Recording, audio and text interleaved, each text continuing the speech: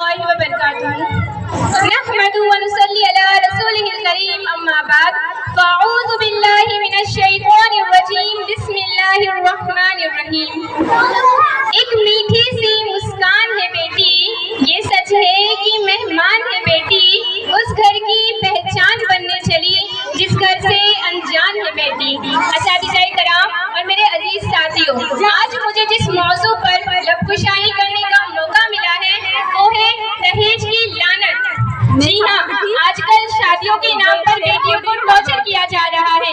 میں کہتی ہوں دھکار کر بھگانا چاہیے ایسے لوگوں کو جو آپ سے جہیز کی ڈیمانڈ کریں، ذلیل کر کے بھگائے ایسے لوگوں کو جو آپ سے جہیز کی ڈیمانڈ کریں۔ جی ہاں، معاشرے کو بگاڑ کر رکھ دیا ہے ایسے لوگوں نے۔ کوئی کہتا ہے مجھے 4 ویلر چاہیے، کوئی کہتا ہے مجھے بلیٹ چاہیے، کوئی کچھ مانگتا ہے تو کوئی کچھ مانگتا ہے۔ یہ سب کیا ہے؟ ایک باپ اپنی بیٹی کو پالتا ہے، اسے اپنے گھر سے رخصتی کرتا ہے، رخصت کرتا ہے، اسے اپنے گھر سے فدا کرتا ہے اس امید پر کہ یا اللہ میری بیٹی جہاں جا رہی ہے وہاں پر خوش رہے، وہ جو لوگ ہیں وہ اسے خوش رکھے۔ اور ماں کے ذہن میں تو یہ بات گردش کر رہی ہوتی ہے کہ یا اللہ میری بیٹی جو میرے گھر میں پڑی ہے، نیا گھر ہے، جہاں جا رہی ہے وہ نیا گھر ہے، نیا ماحول ہے، وہاں کے لوگ الگ ہیں، اس کا رہن سہن کا طریقہ الگ ہے، ان کے کردار الگ ہے، ان کے اخلاق الگ ہے۔ پتہ نہیں جو میری بیٹی جو میرے گھر میں پلی بڑی ہے، جو یہاں کے ماحول کو جانتی ہے، اسے وہاں کا ماحول سمجھ میں آئے کہ نہ آئے، اسے وہاں کا ماحول راز آئے کہ نہ آئے، لیکن ذرا اس سے تو پوچھو، اس بات پر تو دھیان ہی نہیں دیا جاتا، کیونکہ صدر علی وقار ماں باپ کا گھر بکا تو بیٹی کا گھر بسا، اتنی نامراد ہے یہ رسم جہیز بھی۔ جی ہاں، جہیز کے نام پر بیٹیوں کو ٹارچر کرتے ہیں۔ اللہ لائی ہی کیا ہو، تمہارے باپ نے دیا ہی کیا ہے؟ ارے جہیز کیا ہوتا ہے ان ماں باپ سے پوچھو جن کی بیٹی بھی چلی گئی اور زمین بھی، پھر لوگ پوچھتے ہیں کہ تم لائی ہی کیا ہو۔ میں ایسے لوگوں سے کہنا چاہتی ہوں کہ کیوں دہیج کے لیے مارے پھرتے ہو؟ کبھی سوچا ہے ایک باپ کتنا کماتا ہے تمہاری گھٹیا مانگوں کو پورا کرنے کے لیے؟ نہ دن دیکھتا ہے نہ رات دیکھتا ہے، گھر بھی چلاتا ہے اور دہیج بھی جٹاتا ہے، اپنا سب کچھ لٹا کر بھی وہ مسکراتا ہے صرف اس امید پر کہ میری بیٹی کی آنکھوں میں آنسو نہ آ جائے، میری بیٹی ہمیشہ خوش رہے۔ گھر بھی گروی رکھنا پڑتا ہے دہیج کے لیے، اور تاکہ میری بیٹی سسرال میں تانے نہ سنے۔ اور دکھ تو تب ہوتا ہے جب ماں کی آخری نشانی بھی بیچنی پڑتی ہے دہیج کے لیے، اور ماں باپ کا کلیجہ تب پھٹ جاتا ہے جب اتنا سب کچھ کرنے کے بعد بھی بیٹی کو مار دیا جاتا ہے، جب اتنا سب کچھ کرنے کے بعد بھی بیٹی کو مار دیا جاتا ہے۔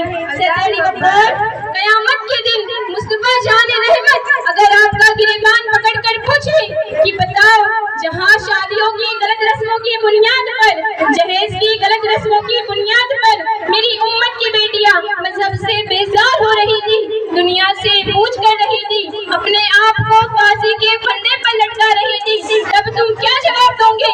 کیا کار سب کچھ ہے؟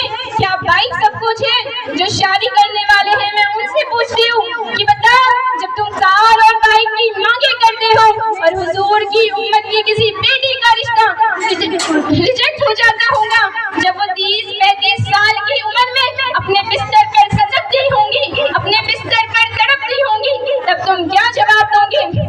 کیا کار سب کچھ ہے؟ کیا بائک سب کچھ ہے؟ کبھی سوچا ہے حضور اللہ صلی اللہ علیہ وسلم کے دل پر گنبد خضرا میں کیا گزرتی ہوں گی؟ صدر علی وقار عجب معذرہ ہے حضرات دیکھیے، عجب معذرہ ہے حضرات دیکھیے، داماد مانگتا خیرات دیکھیے۔ اگر تبصرہ کیا جائے تو مجھے شرم آتی ہے ان نوجوانوں پر جو اپنی ڈگریوں کے بلبوتے ان سے جہیز کی مانگ کرتے ہیں، ان سے جہیز کی ڈیمانڈ کرتے ہیں، جنہوں نے اپنی بیٹی کی پرورش کی، اسے علم کے زیور سے آراستہ کیا، تہذیب و تمدن کی دولت سے مالا مال کیا، اخلاق دیے اور ایک خوبصورت پھول کی طرح اپنے سینے سے لگائے رکھا، اور وقت آنے پر پھول کو کسی اور گھر سجانے کا۔ لیکن یہاں تو جہیز کے متعلق بات ہو جاتے ہیں، میں ان کے حصے لکھتی ہوں، غور فرمائے گا۔ یہاں کھلے عام سودے ہوتے ہیں دہیج کے، یہاں کھلے عام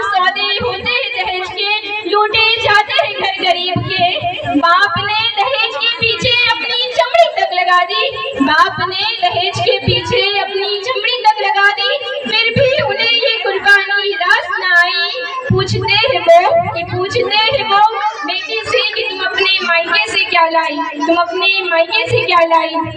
जी हाँ जनाबे सदर, अगर तबसरा किया जाए तो इस नाकारा, बेकार, बेमुरव्वत, बेबुनियाद रस्म जहेज़ जब ये रस्म अमल में आई तो इसे लड़की की जरूरत, जब मांगे बढ़ने लगी तो इसे तरीका, और जब ये मांगे परवाज करने लगी तो इसे लड़की वालों की इज्जत, और जब ये मांगे हवस में बदल गई तो इसे लड़की वालों की हैसियत करार दिया जाता है, जिसकी वजह से कई वालिदैन लड़की की पैदाइश पर नाखुश होते हैं, अपनी किस्मत पर रोते हैं, लड़कियों को घर का बोझ समझते हैं।